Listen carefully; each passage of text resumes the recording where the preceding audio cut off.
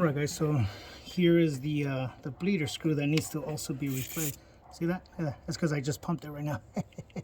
That's how you know it's getting good pressure. Look at that. I had just pumped it right now, guys. What a dummy. Look at that. Look at that. All that pressure. That was a dumb mistake, right?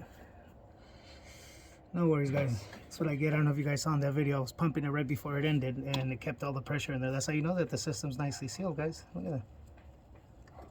All right, guys. So there, that is out.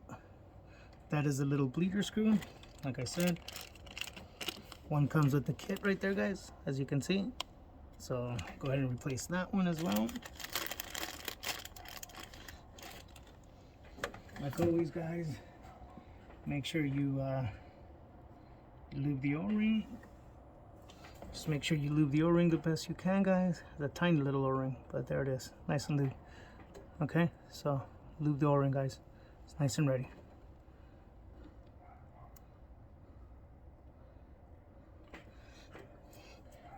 My big little gorilla hands, guys, cannot do that like that. I gotta do it with this because I don't really have the feeling in the front of my fingers right now to feel that. So there it goes, guys. Look at that. Just all the way down, guys. You don't have to get too crazy, guys. It's just a small O-ring right there. It's on. It's as tight as you want to go, guys. That's as tight as you want to go. It's nice and sealed right there, guys. All right, guys. So I got to remove the actual. I got to take down the actual.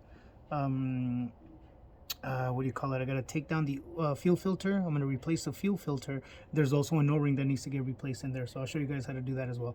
I didn't want to take the head off because there's these hoses on here. I don't want to disturb these hoses, and I just didn't want to deal with that right now. So that I just wanted to do it on here. So now I'm gonna take that off and do it from the bottom, guys. All right, show you guys how it's done.